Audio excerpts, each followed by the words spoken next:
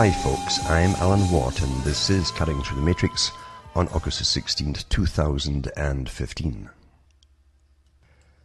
Tonight I'll get a couple of topics out of the way and then continue really with the media and universities which produce radicals, etc., to do their agendas and so on. And of course all the big organizations and the foundations, the tax-free foundations which fund them, and they're owned by the big moguls of the world, the rich moguls of the world.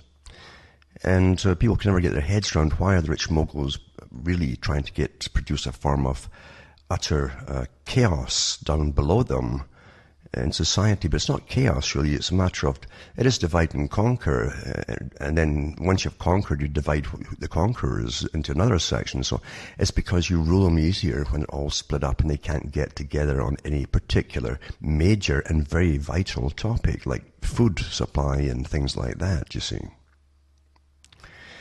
And I've always mentioned too, I've not always mentioned, I keep forgetting to mention, that's a problem, that you should really make good use of cuttingthroughthematrix.com website, which is up there for free. And you can download thousands of talks I've given over the years, many years, on the system in which we're born into, how it works and what's behind it, the different motivations of those who rule it. And of course I also point out other sides of stories which are omitted from news media, because the news is definitely a part of what you think and believe, because you're fed information or partial information that guides you to conclusion.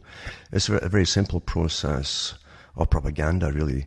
It's simply omission of the rest of the story, which would often and very probably give you a completely different conclusion as to what's going on one particular or any topic at all. So make good use of cuttingthroughthematrix.com. And remember too, you can order the books I've got there too, to read, and how to order them is all on the website, an address to send checks or money orders, or even cash to pay for them and so on. And remember too, you can also give me donations as well through PayPal or different methods, or cash again, or check, and so on. It's all there how to do it. I always forget really to mention this, definitely not often enough. Generally I forget altogether because I get carried away with the topics, because this is not what you would call some big corporate business. It's very, very small. It's me, and it's a lot of work involved, and of course trying to find what truth is in this day and age. It's probably always been that way really, but today it's getting more and more difficult as we're trained into a new system as opposed to democratic, of course. And the media, as I say, has always been a tool, and owned, actually, since they own it, the elite, the wealthy elite, it's always been a tool for indoctrination and getting often false conclusions about things, why things are happening across the world or within your own country. They're as much a censor board as anything else, because they censor a lot of stuff that you'll never hear happening is simply not there. And it's only those in the know get a whiff of it once in a while, and others can suspect things are going on, but you can never get the validation on it. It's run in secrecy, you see. We truly are ruled in secrecy. And you're now trained into the next step, post-democratic, really, where they don't even give so much of a pretense of informing the public on major things, because everything's classified as secret now for national security reasons, or anti-terrorism, or it's Trans-Pacific Partnership, things like that, and the Transatlantic Partnership, and all these transies that are going all over the place, eh? So everything's secret now, and it's not your place to know. Your place is just to accept what they tell you at the end of it all and pay the cash, because it always costs you money, you see. That's the real world we live in. If you had any kind of a democracy, nothing like free trade and so on, and all the effects it's going to have down the road on all of your whole way of living, none of that would be secret at all. So let's chuck this term democracy out the window. Before I get into the media control and techniques used to radicalize students at the universities for the causes for that generation. It's all planned at the top above the heads of the communists. I mean, it's all planned at the top above the heads of the students, and often some of the teachers too. But the teachers clue into it, but they're quite happy to take their massive paychecks and indoctrinate the students as they're told into the proper indoctrinations and beliefs and radicalizations. But the first topic I want to talk about is just to get out of the way, really, is about, I mentioned it before, the Pope with his Laudato Si, the encyclical he put out to do with, we're going to save the earth. He's in with the United Nations, world government, all that kind of stuff. And this article here, it says Carbon Week by Peter Foster, the Pope's Eco-Communist Manifesto. That came out in June. So apart from the religious references, Pope Francis's climate encyclical, Laudato Si, which is praise be, could have come from any branch of the United Nations, any environmental, non-governmental organization, or the World Economic Forum. This is hardly surprising since they all promote global salvationism, which is based on projections of doom to be countered by morally charged, UN-centric, globally governed sustainable development and corporate social responsibility. That's the cover for it, of course. The one non-religious reference that receives laudations in the Earth Charter, a bogus consultative document dreamed up by Canadian eco-meister, it says here, Maurice Strong, for those who know who he is, and former Soviet Supremo Mikhail Gorbachev. According to the encyclical, the Earth Charter asks us to leave behind a period of self-destruction and make a new start, but we have not as yet developed the universal awareness needed to achieve this. We might note that the universal awareness of Strong and Gorbachev has left a trail of policy disaster in its wake. The Pope appears to be blinded by a moral vision that he shares not just with Strong and Gorbachev, but with Naomi Klein, Al Gore, and David Suzuki. Capitalism is evil, destroying the earth, and involves oppression of the poor and a zero-sum struggle for the resources that promote war. That's the cover that they always push, and it's pushed by the multi-billionaires at the top. Now it says, the one non-religious reference that receives laudations is the Earth Charter, a bogus consultative document dreamed up by the Canadian eco-meister Maurice Strong, as I've mentioned already. It says, we might note that the universal awareness of Strong and Gorbachev has left a trail of policy disaster in its wake. The Pope appears to be blinded by a moral vision that he shares not just with Strong and Gorbachev, but with Naomi Klein, Al Gore, and David Suzuki. Capitalism is evil, is destroying the earth, and involves oppression of the poor and a zero-sum struggle for resources that promote war. And it says the British Columbia carbon tax is now enshrined as a world-famous economic miracle thanks to some handy promotional papers by a few Canadian economists and a gullible media.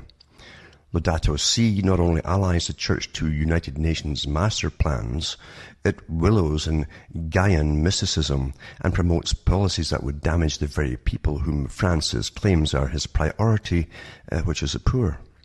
Apart from a general condemnation of free markets, property rights and fossil-fueled growth, Francis suggests that unreliable and inexpensive renewable energy be forced on the wretched of the earth, albeit with the guilty rich footing the bill. Does he want to keep the poor always with us because they are his main constituency? He seems far more concerned with afflicting the comfortable than comforting the afflicted. Ultimately, it seems Francis doesn't want to save the poor from bad weather. He wants to save them from Walmart, his most bizarre target as a runaway technology driven by market madness is air conditioning. Meanwhile, unsupervised corporate social responsibility does not fare so well. If in a given region the state does not carry out its responsibilities, declares Laudato Si, some business groups can come forward in the guise of benefactors, wield real power, and consider themselves exempt from certain rules to the point of tolerating different forms of organized crime, human trafficking, the drug trade, and violence, all of which become very difficult to eradicate. Now that's interesting too, remember, because we already have the new superstars of business that are now part of the big philanthropic organizations and again the philanthropic foundations such as Rockefeller Foundation, the ones that fund all the political groups that are non-governmental organizations, you see. And so it's interesting, he's pushing the very system that's behind it all, always been behind this system in which we live. And it says here, that's some bad business. The encyclical demonizes wicked, heartless, and short-sighted strawmen. This unnamed they are proponents of throwaway culture and compulsive consumerism, of rampant individualism, and the self-centered culture of instant gratification. They claim an unlimited right to trample his creation underfoot. They regard other living beings as mere objects subjected to arbitrary human domination. They view nature solely as a source of profit and gain. They believe that maximizing profits is enough, it says here. The setting up of a green Comintern ruled by positive adjectives. What is needed, declares the encyclical, is a politics which is far-sighted and capable of a new, integral and interdisciplinary approach to handling the different aspects of the crisis. See, you understand the premise is that there's a crisis. That's what they give you to start with. That is a politics of panoptic wisdom and virtue that has never ever been seen anywhere on the face of the earth. This new and unprecedented political power will somehow be devoid of the career interests that pervade lesser power structures such as, say, the Vatican. Still, a more totalitarian global approach is necessary because silly old public opinion resists measures that restrict consumption. Well, national governments don't want to discourage foreign investment. So society, through non-governmental organizations and intermediate groups, must put pressure on governments to develop more rigorous regulations, procedures and controls. Non-governmental organizations must also control corporations via product boycotts.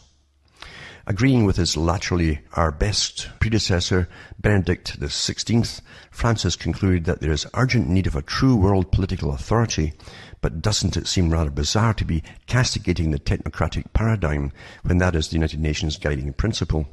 Also, condemning the cult of unlimited human power sits a little uneasily with supporting plans to control the global climate. One thing's for sure, the higher eco-morality needs teeth. Because the stakes are so high, we need institutions empowered to impose penalties for damage inflicted on the environment. Those so empowered would apparently avoid the pitfalls of earthly power because of their qualities of self-control. Yeah, the special wombs that come out of all these experts, you see. The actual shape of the brave new papal world is a bit vague.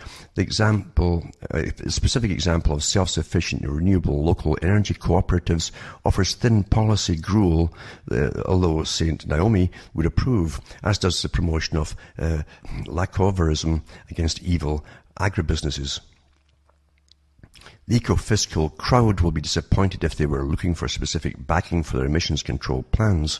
The Pope rejects cap and trade out of hand as speculation, putting Quebec and Ontario in the sin bin. He makes no mention of carbon taxes. It may be that the eco-Fasalians' plans are not draconian enough for the Pope, who wants nothing less than a roots and branch makeover of human nature into the new Vatican man. Echoing every doomster doorstep since the limits to growth, the encyclical declares it's crucial to promote radical change in lifestyles. Well, maybe they'll stop dressing in silk and so on at the Vatican and wear some cheap nylon stuff, all this polyester mixes and stuff. The encyclical was immediately greeted with hosannas by the global bureaucrats whose kingdom it heralds. According to UN climate high priest Christiana Figueres, this clarion call should guide the world towards a strong and durable universal climate agreement in Paris at the end of this year. Paris, it's already a done deal, folks. I mean, they go there just to go through the formalities. It's all been drafted up already by the masters of the world, at the very, very top of things. It's always that way, you see. And they have their little, drinky poos and that, and their parties and their orgies and whatever else they're involved in up there at Paris. And sign it all on behalf of you, supposedly, because you vote for them, and supposedly that legally that gives them permission to do what they want with you. So it's all done deal, and it's ultra important to change everything from the way you live, or even if you're born, because this is going to bring in population control as well. Everything is involved. After all, we're the bad species on the planet, humanity itself. There's too many of you, you see. Too many of the wrong kind. And that's what they want to eliminate. This is coupled with the economic imperative. The moral imperative leaves no doubt that we must act on climate change now. We can always just pray to God to change it, eh? Where's faith gone? It says World Bank President Jim Yong Kim, who runs an institution charged with preventing fossil fuel-powered development for the poor, claimed today's release should serve as a stark reminder to all of us on the intrinsic link between climate change and poverty. Or should that be the intrinsic link between climate change and the relentless search to justify and enhance bureaucratic power, both religious and secular? So I'll put that up tonight. So along with this one too, it's a song on basically the same topic with the Pope's encyclical, and it's a song actually with new words to it, done by the Everly Brothers originally, but they put their own, they call themselves the Neverly Brothers, you see, and it's quite humorous, of course, to do with something similar as to where's faith gone, well, this, etc., etc. But I'll put up another link as well by a Nobel physicist, a prize winner, is Ivar Gever, and he's a physicist who shared the Nobel Prize in Physics in 1973 and with a couple of guys for discoveries regarding tunneling phenomena in solids, etc. But he has come out too and says this is a religion, this whole global warming facade, and he talks about it on a YouTube video, so I'll put that up tonight as well. Now I'll get on with the media and indoctrination of the public, and trace it also into the universities, where since even just before World War II, and the ones that flooded in from the East as professors to teach all the social studies, etc. That was the guys for teaching radicalized techniques, which they would not call communism, but although many were communists actually, and it's still taught today. The radicalization of students, so they'll affect their whole generation, even though all of those who don't go to university, because after all the students end up in politics and different things like that, managerial positions, and newspapers, they're the next bunch to serve the high masters way above them. Now this first article here is also to do with a dictatorship disguised as a democracy. It says, you see them on the street, you watch them on TV, you might even vote for one this fall. You think they're people just like you. You're wrong, dead wrong. And it's referring to the movie, as a classic really, called They Live. It's just an awful lot in allegorical form. It says, we're living in two worlds, you and I. There's a world we see or are made to see, and then there's the one we sense and occasionally catch a glimpse of, the latter of which is a far cry from the propaganda-driven reality manufactured by the government and its corporate media sponsors, including the media.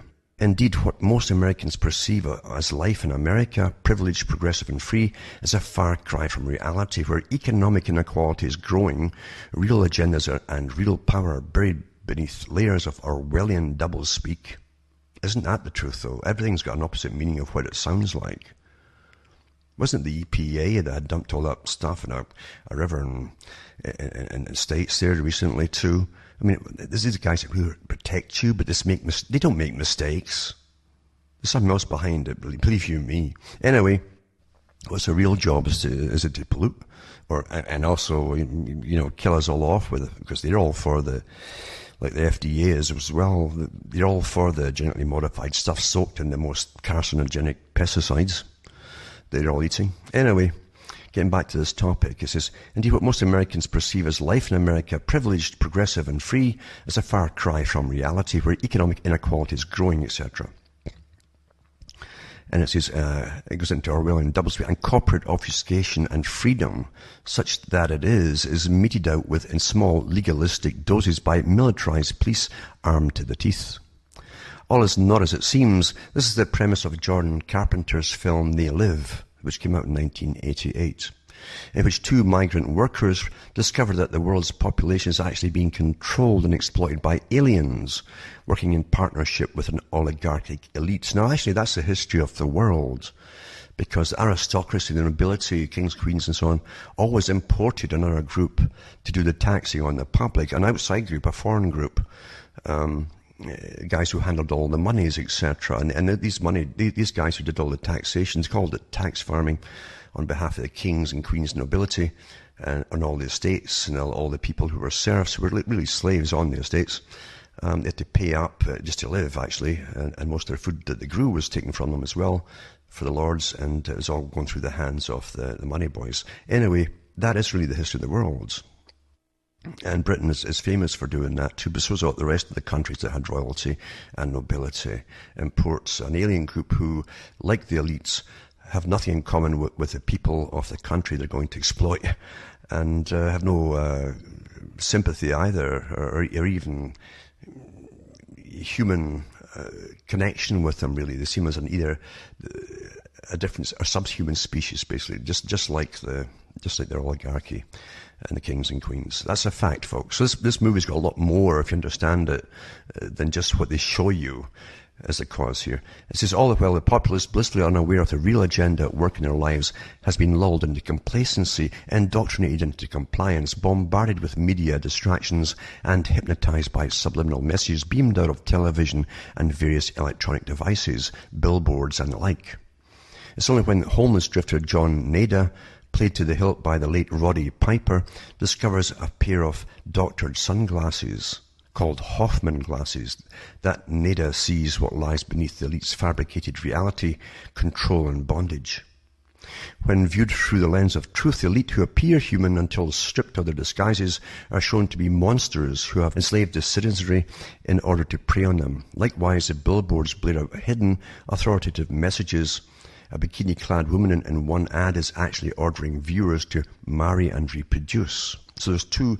You'll see the outer symbol of what you think you see, but the subliminal behind it is telling you a different message.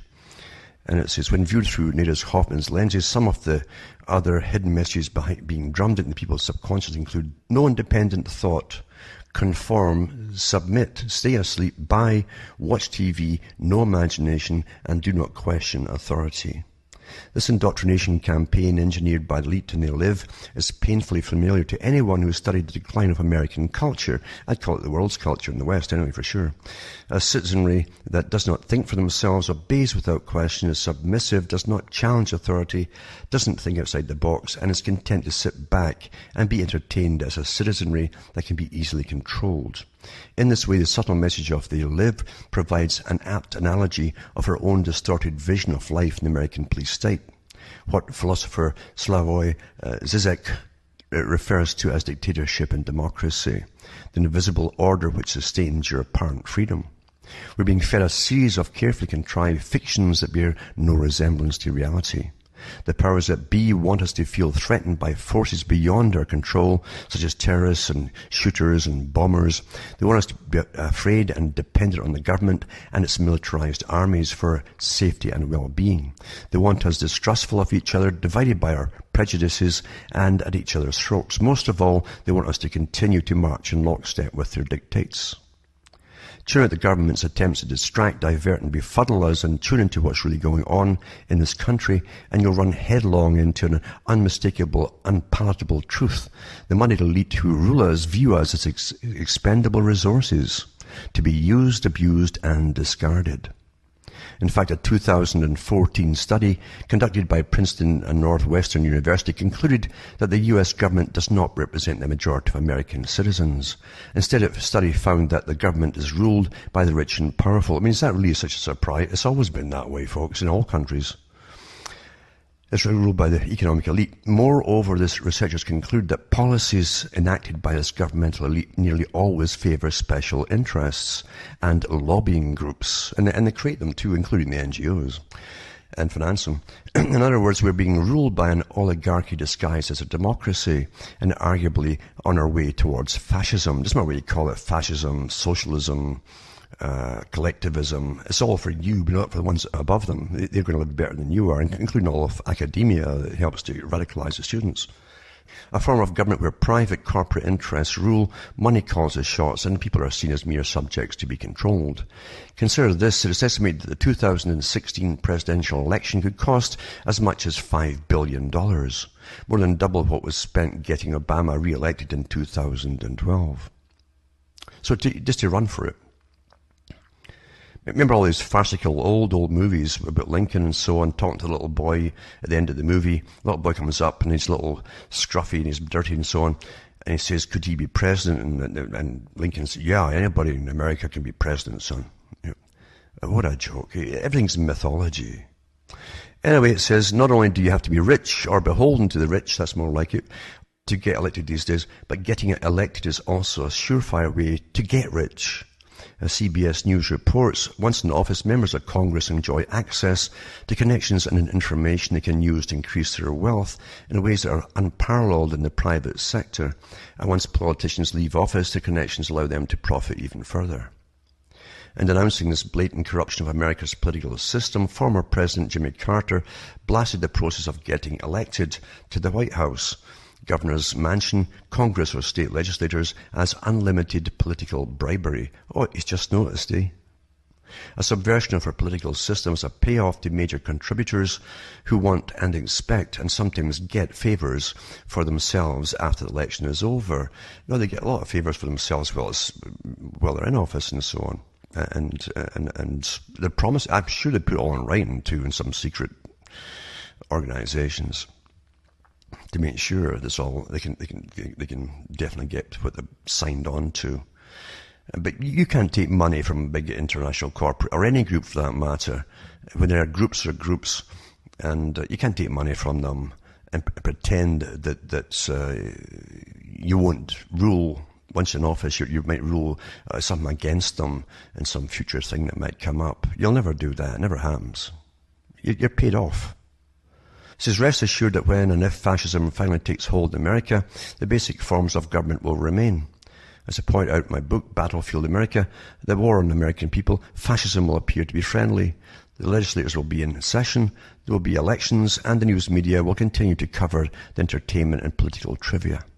Consent of the governed, however, will no longer apply. Actual control will have finally passed to the oligarchic elites controlling the government behind the scenes. Well, it already has. It's been that way for an awful long time, before I was born. And that's just the way it is, isn't it? Now to get on back into how the media is part of an intelligence and even weaponized system, as I've mentioned so many times over the years. News is collaborative intelligence, correcting the myths about news in the digital age. And it says the shift to online news is increasing engagement, adding more perspectives and introducing more witnesses and a wider spectrum of voices to the media industry. Consumers are even proving receptive to long-form journalism in a digital native format, embracing print on the small screens of tablets and smartphones. But these clear signs of progress are met with other sobering signs of decline. From 2005 to 2013, the overall revenue of American newspapers, the primary outlets that cover local civic affairs, fell by 30%, and advertising revenue by 52%. The promise of the democratization effect of the internet has proved elusive. Additionally, large media companies have been supplanted by even larger technology companies. We're not stupid, the guys who give you all the toys to play with to brainwash you. They plan all long before they give you computers, for instance. They're all planned how they're going to run it. In a newspaper from Tom Rosenstiel, the paradoxical state of news in the digital age is weighed not in a manner of whether we're better off or worse, but instead in better understanding what is better, what are we losing, and what can we do about it. Technology has created the potential for a new kind of journalism, one that is richer, more compelling, and more accurate than what was possible before. Rosenstiel finds that the real crisis of American journalism is local, where the decline is most severe and where robust journalism is most needed. And then they give you a bunch of things that they actually need to do and so on. But that's a bit of a tame article, actually. And this article here is again about writing and various techniques that you take for granted and you think it's all to do with informing you. I mean, think about the word even inform. Think about that. Think about that. Eh? And this is, I've told you before that universities today are, they're awfully, awfully important for indoctrination of a radicalization of people who go through their entire lives. They've been activists for what they're brainwashed into them to be activists, you see. If they'd gone to, if the elite wanted it, they would have made sure that they would be pushing for something else than the one they've been brainwashed to push right now, you see. That's how you change society. Always for the benefit of those at the top, and more government agencies to run everything and over our lives and so on. That's how you do it all. It's not by chance. Everything today needs funding, massive funding, including all the NGOs, as they call themselves. But this is article, it's about Mary Flanagan. That's her. She has a podcast and so on.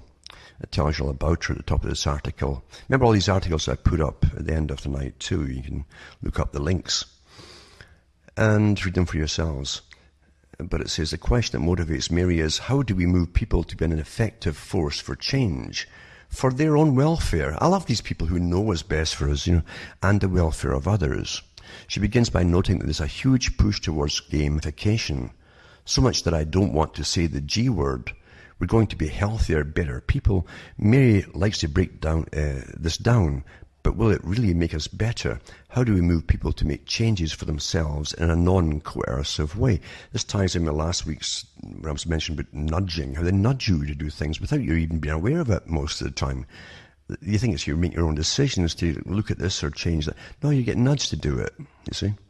Anyway, Mary here, it says she'll tell us 3 quick stories to highlight the unanticipated processes and consequences underlying games. I've mentioned before, your departments of culture always fund novels for children, movies and cartoons for children, to make sure that they're embedded with all the right ideas to brainwash early the youngsters as they grow up, you see. And it says, and it gives you one story, such as Aaron's story, the boy technology person. Mary does play tests every week. They ran across a young boy, she's calling him Aaron. He's on the autistic spectrum. He would sit silently until a game was present. He could engage with others through a game and came week after week to play. He started to change. He began to interact with other children through play. This story points to the transformative power of play and how games serve as a framework for broader personal development. Games were transformative for Mary personally. In the Midwest, she says people play cards and games as a framework for social interaction. We know this online, but it functions historically as well. Games are older than written language. We don't know how old they are, but we have evidence from 5870 BC of a Neolithic game board from Ain Ghazal. It says, she also shows us a chessboard from 1100 AD. Games exist throughout history. We always hope that technology can make things better. I wonder how people phrase things. It's wonderful.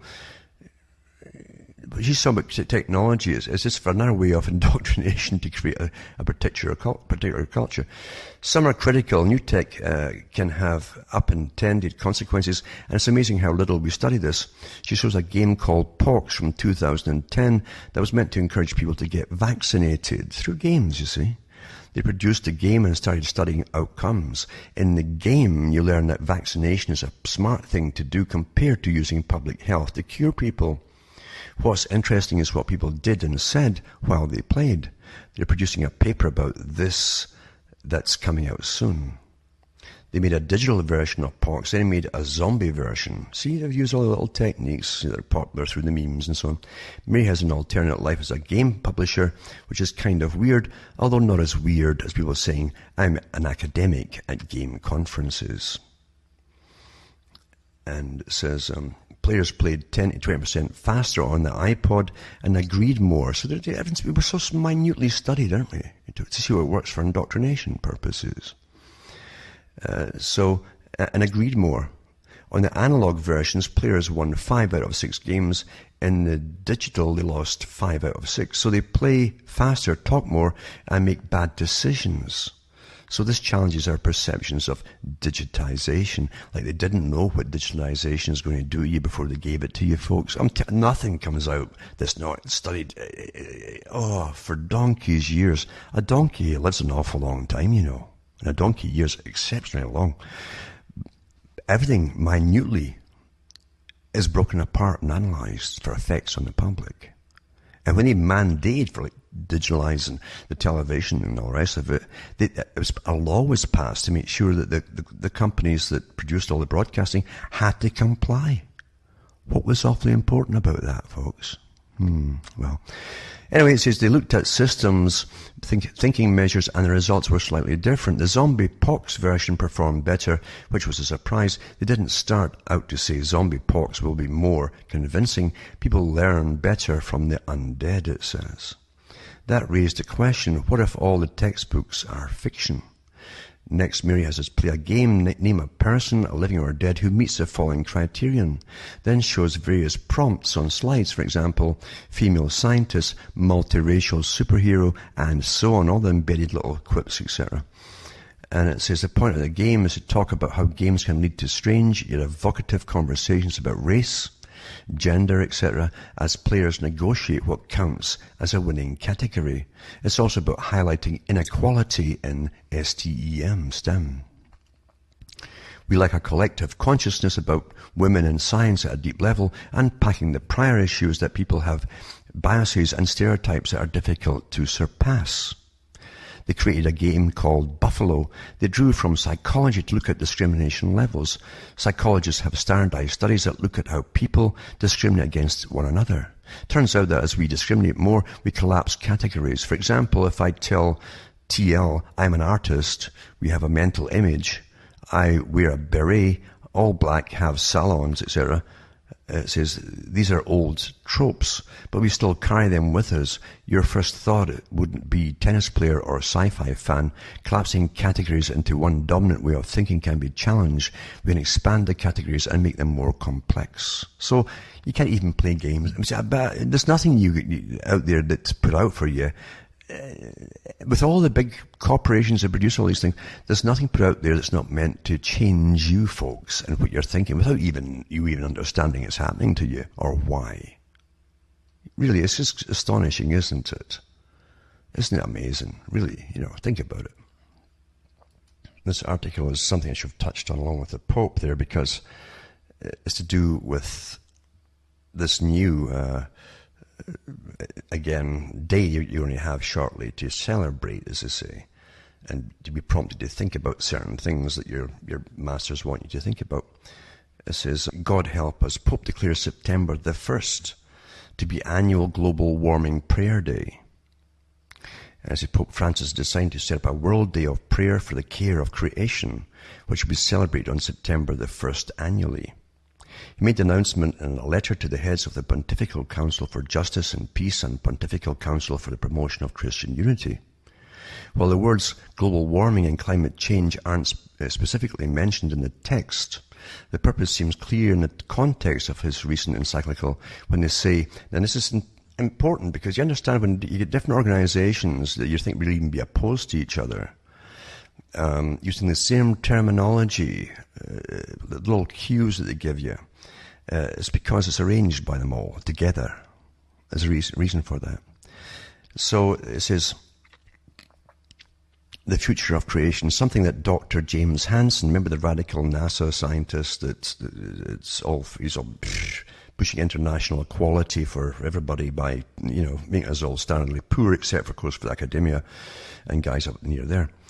Anyway, it says Dr. James Hansen has touched on the 2009 presentation. This is what he used. Climate change, a threat to creation, implications for intergenerational equity and justice. And also in 2007, with this one he put out, an opportunity to lead the nation in a stewardship of the earth and creation. Isn't that just a bit too close to what the Pope just said there? Since the language here seems very similar, and the mention of the encyclical letter, Laudato Si 79, removes any doubt. And it says, and it actually tells you what it says in that particular one. and I'll put that up tonight too. It tells you what the Pope actually has in it. To my venerable brothers, etc., Cardinal Peter Kodwo Apaya Turkson, President of the Pontifical Council for Justice and Peace, and Cardinal Kurt Koch, President of the Pontifical Council for Promotion of Christian Unity. So you'll see the terminology used in that Hansen is using as well. And also mentioned too, another article that ties back in with it, $10.2 billion United Nations Climate Fund to set back first project in 2016. This is United Nations Climate Fund is ready to support its first project in 2016 after successfully signing donations agreements with 28 countries and selecting implementing entities, Seoul's finance ministry said Wednesday. Launched in late 2010, the Green Climate Fund aims to channel money from industrialized nations to developing countries to help them tackle climate change-related problems. It's based in Songdo, west of Seoul. According to the ministry, the GCF, which operates within the United Nations Framework Convention on Climate Change, has secured $5.8 billion US in pledges as of July, with an additional $4.4 billion worth of donations to be secured by the end of the year. Seoul has already pledged its $100 million share to fund to the funders. Maybe that's the soul that the Pope is referring to, eh? It's not the spiritual. Maybe this is the soul he's talking about. Anyway, which will be used to finance GCF projects, it said.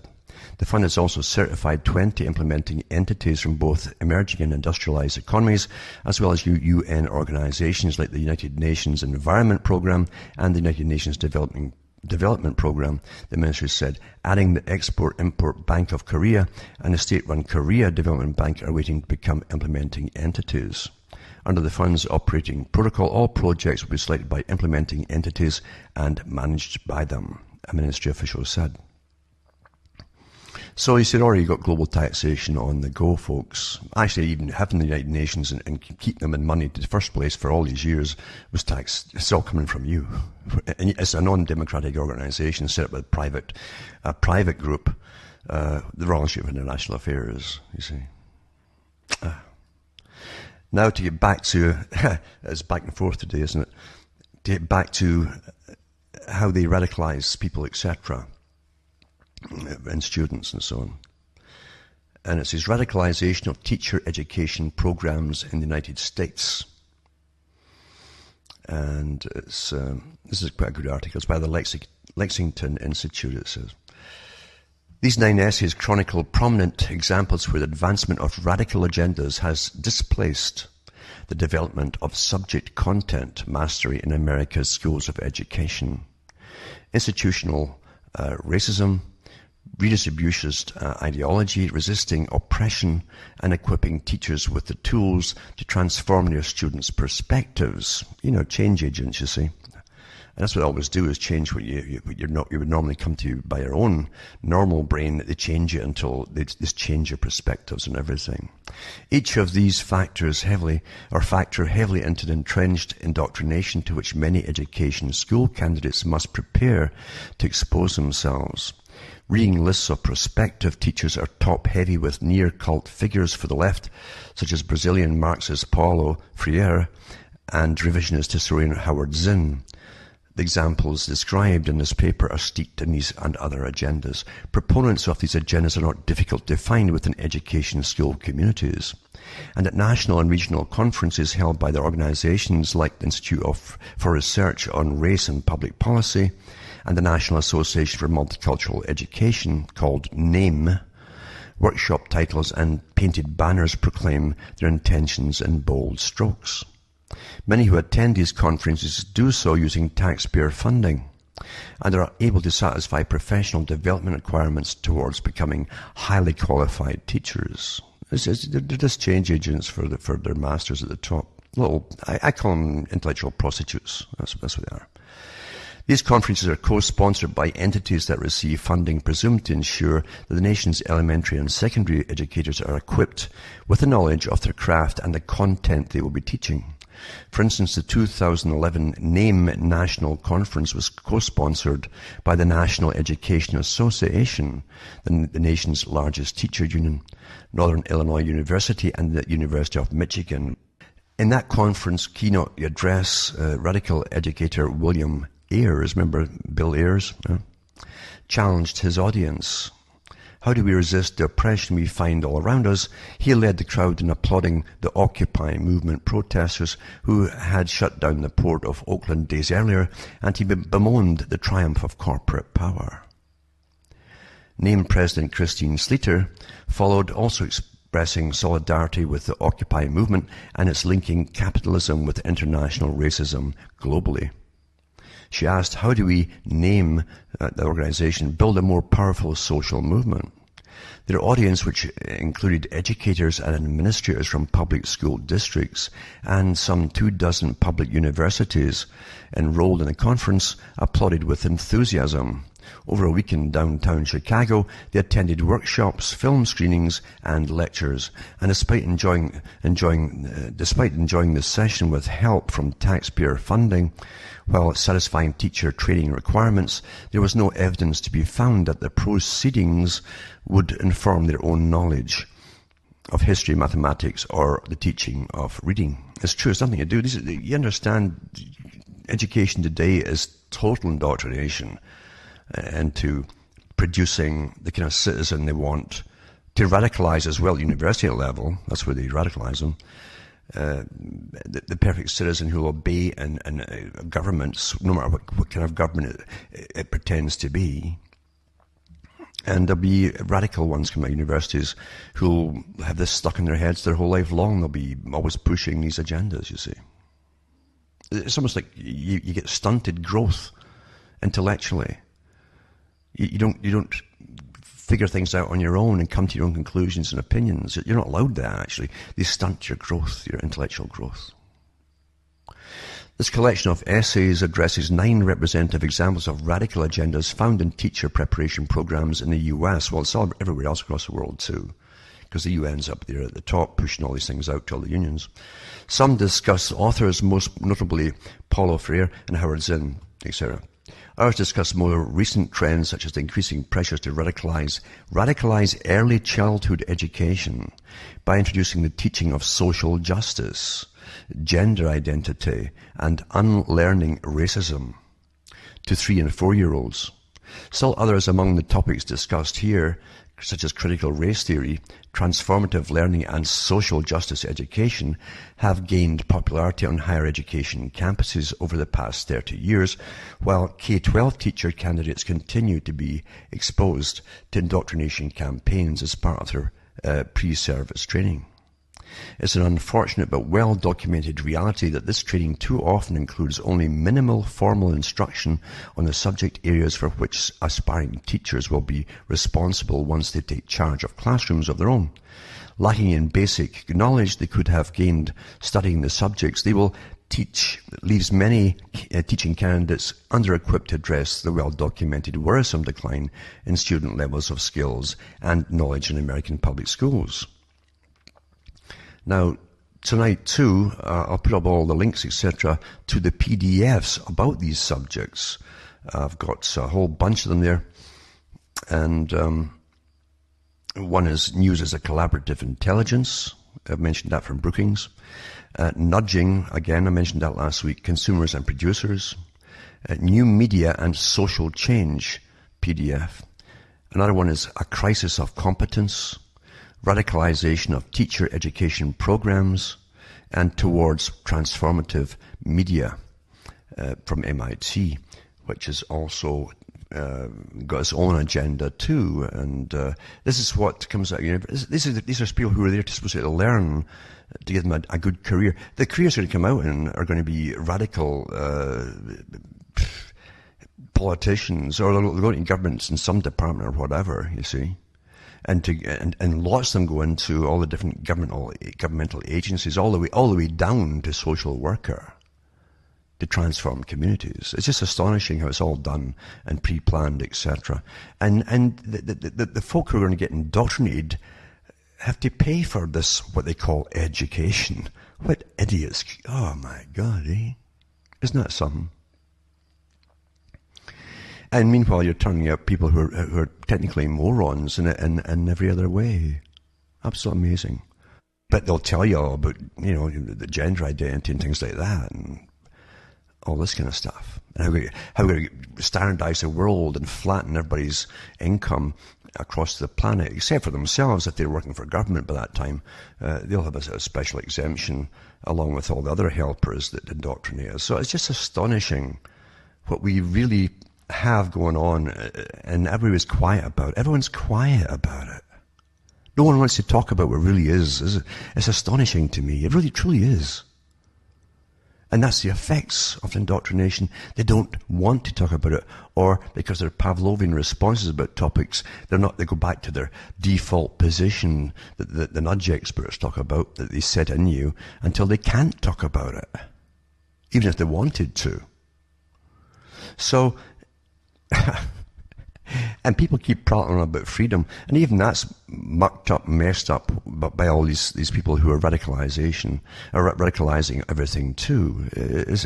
What they talk about is freedom. How can it be freedom when there's no choices anymore?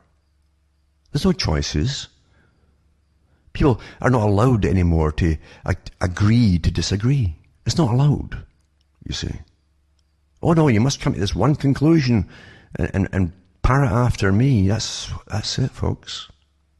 You can't have any other points of view. And this is the new norm they're pushing.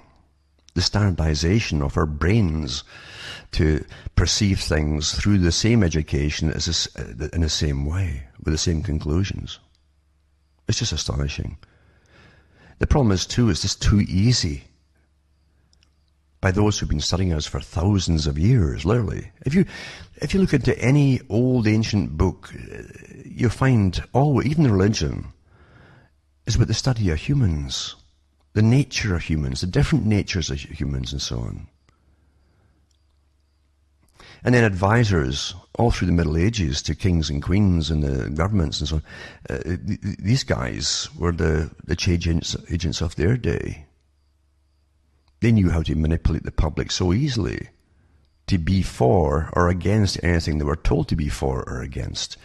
It's more perfected today. And we're all managed so well, aren't we? We're dissected individually with vast amounts of information gathering from early childhood right through schooling, right through work, health records, everything, what you like to look at on the internet, what you do, blah, blah, blah. Personality profiling, they got us all completely, minutely categorized. And people still prattle on about how free we are. Oh, yay.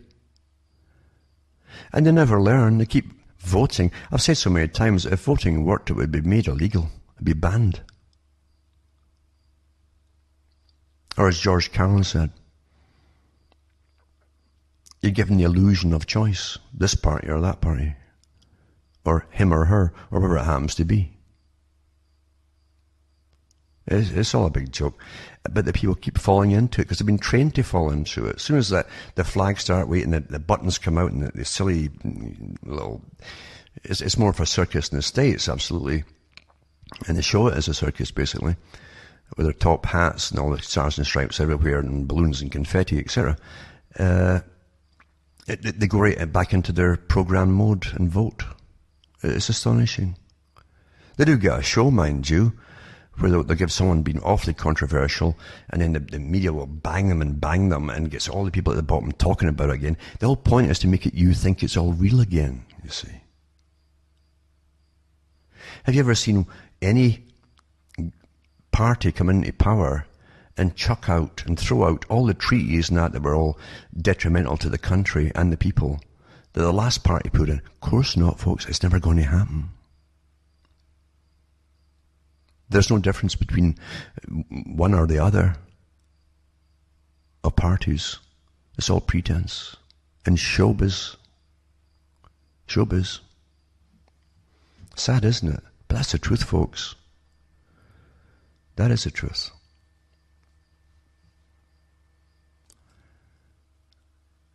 Now, folk think that with the internet, they've got far more choice and freedom.